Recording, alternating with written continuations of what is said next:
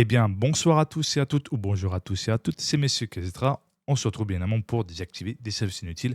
Bien évidemment, ça va être plus approfondi et amélioré. On va parler de la différence entre Windows Home et Windows Pro. La différence entre la version Pro, c'est que la version Pro est dédiée uniquement aux entreprises. Beaucoup persistent encore à dire que ça peut être utile pour les personnes grand public. C'est totalement faux. Et bien évidemment, juste l'aspect de parce que c'est beaucoup plus orienté à fond dans la sécurité. La version pro, c'est uniquement pour les entreprises qui ont besoin vraiment énormément d'outils sur la sécurité pour tout simplement, avec BitLocker, pour bloquer l'accès au disque au cas où s'il y a des dossiers importants dans l'entreprise. Donc, il faudra un mot de passe pour pouvoir déverrouiller celui-ci.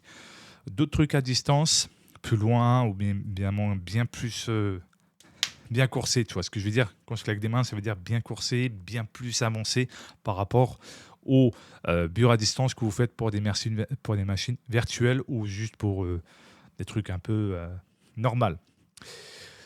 Donc ça ne sert à rien en soi si vous n'utilisez pas tous les services d'entreprise de prendre la version pro, elle coûte très cher. Donc la version Home comparée à la Pro, bien évidemment, elle est limitée à des trucs simples, c'est-à-dire tout simplement tout ce qui est bureautique, c'est-à-dire navigation Internet, tout ce qui est capture de vidéos, comme par exemple, tu fais des vidéos sur ton PC, comment désactiver ici, comment optimiser ici, ou bien amont faire des captures de gameplay de ton jeu sur ton PC, ou bien amont tu branches une play avec un game capture et tu captures, hop, tu te retranscris sur OBS par exemple, et aussi un logiciel de montage, soit Filmora ou Sony Vegas, etc. Donc là, je te donne un exemple, ou pour geeker. Voilà. En gros, la version Home Family, c'est pour grand public, c'est la moins chère et c'est la plus recommandée pour le besoin que vous avez. La version Pro, uniquement si vous êtes patron d'une grande entreprise, vous avez besoin d'avoir énormément de services liés à l'entreprise, donc à quelque chose qui est de votre intérêt. Ne prenez pas la version Pro si vous n'avez pas l'utilité et si vous n'avez pas d'entreprise. Si vous êtes particulier, la version Home est utile. Si vous êtes dans une école, la version Windows Education ira parfaitement pour le sujet de tout ce qui est éducatif.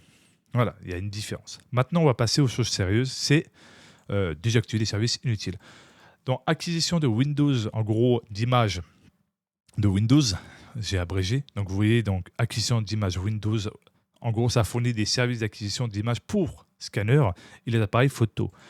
En gros, c'est pour faire des sortes de photocopies et on peut le désactiver et mettre dans récupération, ne rien faire, appliquer et OK pour confirmer cette modification. Après, je vous expliquerai à la fin qu'est-ce qu'il faudra faire ensuite. Assistant, ça, c'est encore une histoire d'imprimer dans un réseau. Si tu veux imprimer vers une imprimante à distance, tu vois, des trucs comme ça, tu peux désactiver si tu n'en sers pas. Ne rien faire ici, appliquer et OK. Ensuite, dans carte à puce, si vous ne connaissez pas, c'est des sortes de cartes SIM où tu mets plein de photos dedans et que tu as le gros truc où tu injectes sur ton PC pour pouvoir lire cette carte SIM, donc de le fait que ça s'appelle carte à puce, pour pouvoir regarder les vidéos que tu as enregistrées depuis ton appareil photo, de ton caméscope. Tu vois ce que je veux dire? Généralement, c'est plus sur les PC portables que tu as ça, donc généralement, tu peux le désactiver sur un PC fixe. C'est un service qui, en règle générale, est en manuel, mais tu peux le désactiver et dans récupération, ne rien faire. Ça veut dire que ça va interdire Windows de le lancer. Donc, appliquer et OK. Ensuite, on va directement aller sur client de suivi distribué. En gros, ça, vous pouvez le désactiver. Ça conserve le lien entre les fichiers NTFS au sein d'un ordinateur ou d'un ensemble d'ordinateurs en réseau. En gros, avec des réseaux partagés, je suppose, évidemment, c'est d'après mes recherches. Vous pouvez le désactiver, mettre ne rien faire, appliquer OK. Ça ne va pas casser Windows, je vous rassure. Je l'ai déjà fait multitude de fois, j'ai pas eu de soucis. Ça, c'est tout ce qui est à distance. Si vous ne faites pas des trucs à distance, vous pouvez le désactiver. Et ensuite, en occupation, ne rien faire, appliquer OK. Les seuls services que je vous déconseille de désactiver, c'est Windows Installer, le truc intelligent, évidemment, pour justement qui fait les mises à jour. Aussi, d'ailleurs, je vous montrerai ça après, bien évidemment la suite. Donc là, contrôle parental, si vous ne voulez pas mettre un contrôle parental, vous pouvez le désactiver si vous êtes le seul et unique propriétaire. Et ensuite, dans récupération, ne rien faire, appliquer et OK. Donc, coordinateur de transactions distribuées, tout ce qui est transactions qui apportent plusieurs gestionnaires de ressources tels que des bases de données, des files d'attente, de messages nets, des systèmes et des fichiers, système RFC, des transactions échouantes. Après, vous pouvez le désactiver. Ça porte rien et puis franchement, ça ne va pas casser ton Windows, je te rassure. Je regardais les services qui sont pour le bon fonctionnement Windows et aussi pour Windows Update. Aucun de ces services, évidemment, dit que celui-là est en lien avec Windows Update. Donc, vous pouvez le désactiver. Et ensuite, dans récupération, ne rien faire, appliquer OK. Parce que franchement, il ne sert à rien et on peut que faire confiance. Dossier de travail, ça, vous pouvez le désactiver. En gros, c'est affiché sur tous les PC et appareils sur lesquels vous avez configuré une fonctionnalité dossier de travail. En gros, ça partage le dossier de travail avec plusieurs ordinateurs. Si vous n'en avez qu'un, vous pouvez le désactiver et dans récupération, ne rien faire, appliquer OK. Ça, à mon avis, ça sert vraiment si tu travailles ou si en soi tu es étudiant, tu veux transférer sur un autre PC des dossiers de travail. À mon avis, ça sert à ça. Donc, aussi, expérience audio et vidéo haute qualité, ça n'a rien à voir avec le streaming, etc. Vous pouvez le désactiver. C'est tout ce qui est Teams, Skype, un truc comme ça. En gros, c'est un truc de conférence qualité. Vous pouvez le désactiver. Et ensuite, dans l'occupation, ne rien faire, appliquer OK. Ensuite, expérience télémétrie, vous pouvez le désactiver. Et ensuite, ne rien faire ici, appliquer OK. En moins, j'aurai pas de télémétrie chiant. Ça, c'est vrai que c'est chiant la télémétrie. Ensuite, vous avez gestionnaire des cartes téléchargées. Vous pouvez le désactiver. On ne s'en sert pas. Hop, désactiver, récupération, ne rien faire, appliquer et OK. Ça, c'est fait. Gestionnaire de connexion, encore une fois, c'est en lien avec tout simplement accès à distance. En soi, on peut le désactiver. Ça n'impacte pas Windows. Vous pouvez le désactiver si vous voulez. Mais en soi, le mieux, c'est tout simplement ne pas oublier de mettre dans récupération ne rien faire parce qu'il peut se redémarrer. Le seul que vous ne touchez pas, c'est celui-ci. Ne le touchez pas, c'est en lien avec le VPN et ça peut faire crash d'ailleurs. Je préfère vous prévenir. Ici, ça peut le réactiver, tout simplement. Alors, si vous le désactivez, ça va réactiver justement celui-ci. Je n'ai pas désactivé, j'ai pas désactivé les trucs VPN ici, c'est pour ça. Mais je l'ai désactivé seulement là pour vous montrer un exemple. Ensuite, gestionnaire de paiement, ça c'est pour tout ce qui est banque. Vous pouvez le désactiver et ensuite ne rien faire. Ensuite, on va descendre. Dans Autre système de diagnostic, vous pouvez le désactiver parce que ça va être en arrière-plan et on peut... franchement, il n'y a aucun risque que ça casse Windows. Donc, type démarrage désactivé, c'est ne rien faire. Ensuite, on descend. Interface de service, en gros, ça c'est Hyper-V, c'est histoire de machine virtuelle. On peut désactiver. Pareil dans l'occupation, ne rien faire, impliquer, OK. Hop. Ça, vous pouvez le désactiver, c'est encore un truc de protocole. J'ai testé, bien évidemment, j'ai pas eu de problème, donc on peut le désactiver. Ça ne sert à rien et ça ne casse pas votre Internet ni Windows Update. Ça, vous pouvez le désactiver. Dans l'occupation, ne rien faire. Hop, on va descendre tout en bas. On va chercher Edge, donc tout ce qui est Microsoft Edge, vous pouvez le désactiver. Vous mettez désactiver. Dans récupération, mettez tout simplement ne rien faire, appliquer OK. Ça, vous pouvez le faire, il n'y a aucun souci. Ça aussi, vous pouvez le désactiver d'ailleurs. Hop, donc propriété, ici désactiver, ne rien faire, appliquer et OK. Ensuite, ça, vous pouvez le désactiver, vérifier. Normalement, c'est en manuel. Après, vous pouvez mettre ne rien faire, appliquer et OK. Ensuite, partage de connexion, ça, on peut le désactiver. Franchement, c'est pour des petites entreprises. Hop, désactiver, ne rien faire ici, appliquer et OK. Ensuite, on va descendre tout en bas. Programme de mise à jour du fuseau horaire, on peut le désactiver. Ça met automatiquement à jour le fuseau horaire sur votre PC. Généralement, quand vous avez bien réglé votre horaire de votre PC, pas besoin de le faire. Donc, vous pouvez le désactiver dans récupération, ne rien faire si vous voulez. Moi, personnellement, je vais le faire, sachant que je n'ai pas besoin de le mettre à jour, sachant que j'ai déjà réglé, ça se met automatiquement. Après, ça, vous pouvez, c'est encore une histoire de carte à puce. Désactiver, hop, ne rien faire, appliquer et OK. Alors, on va descendre tout en bas. Ici, vous pouvez le désactiver encore une fois. C'est en lien avec des bureaux à distance. Vous pouvez désactiver ici, ne rien faire. Ensuite, en bas d'enregistre, à distance, vous pouvez le désactiver. C'est encore un truc à distance pour modifier depuis un autre PC, pour aller sur un autre PC pour pouvoir modifier ce registre, etc. Donc vous pouvez le désactiver et ne rien faire. Appliquer et OK. Ensuite, dans requête, ça c'est encore Hyper-V et encore un truc virtuel. Donc machine virtuelle, on peut le désactiver et ensuite dans récupération, ne rien faire. Appliquer et OK.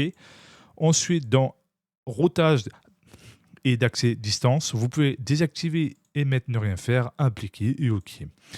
Ensuite, dans service arrêt de l'invité, Microsoft, Hyper-V, encore une fois, tout ce qui est machine virtuelle, on peut désactiver et de récupération ne rien faire, appliquer et OK. Si vous ne faites pas de machine virtuelle, si vous ne faites pas des trucs à distance, vous pouvez les désactiver. Déjà, ça vous vire ce que vous n'utilisez pas. Très important. Du moment que ça n'impacte pas Windows Update et le bon fonctionnement de Windows. Donc ça, tac. Voilà.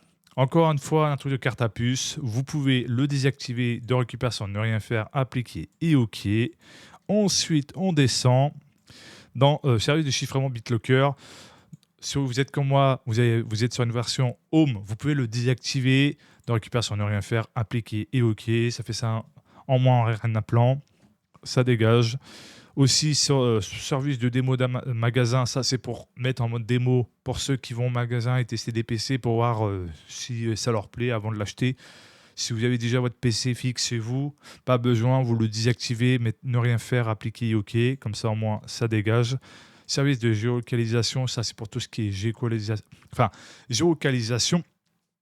Désolé, je commence à avoir rouillé de la voix à force de ne pas m'arrêter dans l'explication assez. Bref, désactiver et mettez ne rien faire sur les trois, puis appliquer et OK.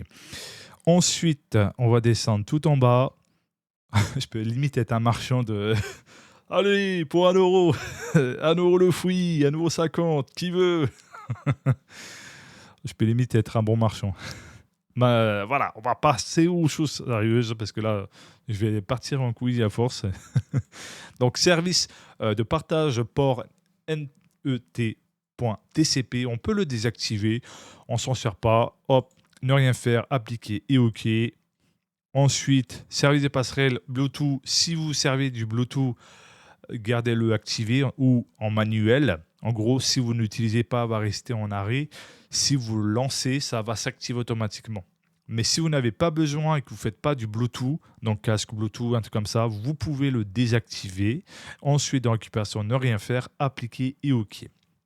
Ensuite, on va aller dans service de rapport d'erreur de Windows. En gros, ça va tout simplement mettre dans les journaux les services, etc. Donc, ça va encombrer. Et si vous ne voulez pas avoir ce côté encombrage des fichiers, de signalement, etc., vous pouvez le désactiver et dans récupération, ne rien faire, appliquer et OK. Ensuite, on va aller dans service de routage, message, punch de protocole. En gros, tout ce qui est application de gestion d'appareil. Ça, vous pouvez le désactiver, il n'y a aucun problème. Ça n'impacte pas Windows Update ni Windows en règle générale.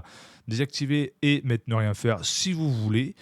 Mais de base, vu que c'est désactivé, vous pouvez le désactiver de base. Franchement, en soi, ça ne sert à rien et ça s'accorde les sessions de gestion des appareils. Donc, on peut le désactiver vu qu'il est de base désactivé. Donc, on peut le désactiver totalement pour éviter qu'il redémarre. Des fois, ça peut être oublié de ne pas le désactiver dans récupération, ne rien faire. Du coup, il se relance. Ça, c'est encore tout ce qui est virtuel. En gros, pas virtuel, c'est en gros, vous savez, avec le casque virtuel, parce que je cherche le mot. En gros, c'est avec ça que ça fonctionne. Vous pouvez le désactiver et mettre ne rien faire dans récupération, appliquer et OK. Ensuite, qu'est-ce qu'il faut désactiver? Service de surveillance de capteurs. Ça, on peut le désactiver. Dans type démarrage, désactiver et récupération, ne rien faire, appliquer et OK. Ensuite, encore une fois, service de virtualisation du bureau à distance Hyper-V, vous pouvez le désactiver encore une fois. C'est pour les machines virtuelles. On n'a pas besoin de machines virtuelles, on ne fait pas ça. Donc, on peut le désactiver et mettre ne rien faire, appliquer et OK.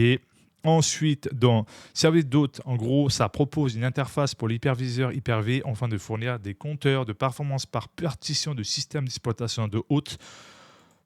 On peut le désactiver, ça ne sert à rien. Et dans récupération, ne rien faire, appliquer et OK. Ensuite, dans service, en gros, échange de Microsoft Hyper-V, on peut aussi le désactiver. C'est encore en lien à tout ce qui est machine virtuelle. Désactiver et dans récupération, mettez ne rien faire, appliquer et OK. Ensuite, dans tout simplement service Hyper-V PowerShell, vous pouvez encore une fois le désactiver. C'est encore en lien avec tout ce qui est réseau virtuel, ordinateur virtuel. Désactiver et bien évidemment, vous mettez ne rien faire ici, appliquer et OK. Déjà, ça c'est fait. Ça, vous pouvez le désactiver. C'est en gros un truc d'utilisateur, mais ça n'a aucun lien avec le bon fonctionnement de Windows ni de Windows Update. Ça, vous pouvez le désactiver et mettre ne rien faire ici, appliquer et OK. Ensuite, alors on va descendre. Alors ça, c'est en gros tout ce qui est partage de connexion avec des données cellulaires avec un autre appareil. Si vous ne le servez pas, vous pouvez le désactiver et mettre ne rien faire, appliquer OK. Si vous voulez servir un de ces quatre ou un de ces jours, laissez en manuel si vous le souhaitez. Ensuite, dans service de pulsation Microsoft Hyper-V, ça, vous pouvez encore le désactiver. C'est encore une histoire de machine virtuelle. On n'en a pas besoin. Désactiver et dans récupération, ne rien faire, impliquer et OK. Ensuite, service routeur SMS, ça, c'est achemine les messages vers les clients appropriés sur la base des règles. Ça, on peut le désactiver. On n'en a pas besoin. Et dans récupération, ne rien faire, appliquer et OK. Ensuite, synchronisation de date et heure Microsoft Hyper-V. Vous pouvez encore le désactiver, c'est encore tout ce qui est truc machine virtuelle. Désactiver dans récupération, ne rien faire, appliquer et OK. Ensuite, téléphone, si vous ne servez pas des services téléphoniques, vous pouvez le désactiver et dans récupération, ne rien faire, appliquer et OK.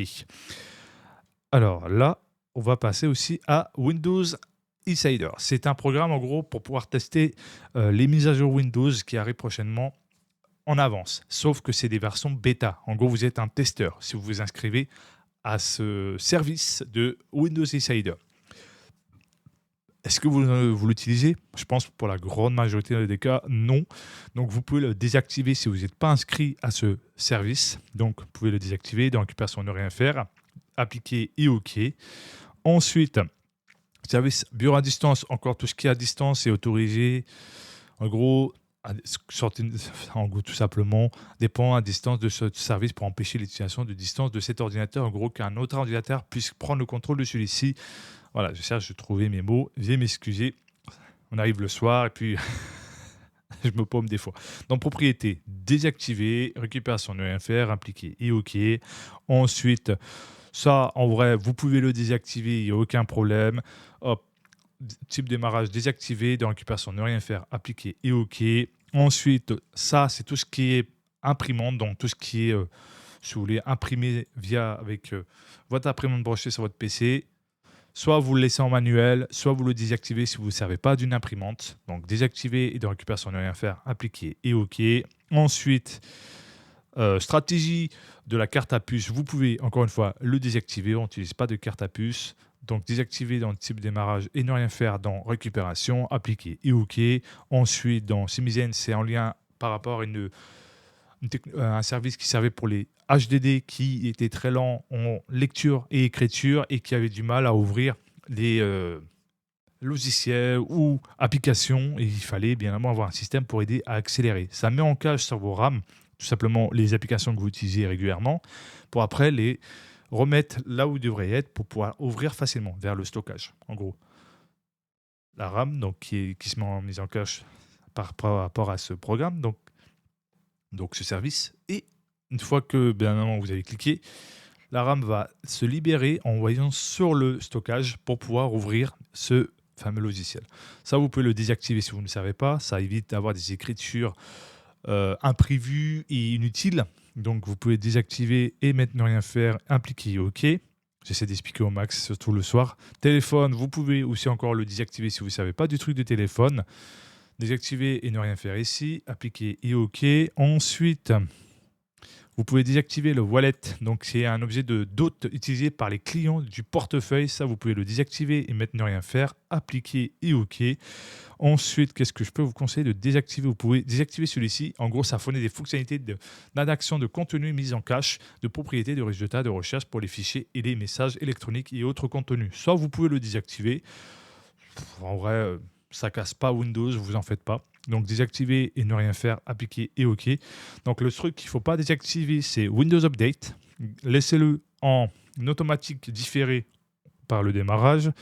Windows installé, ne le désactivez pas. C'est important de le garder.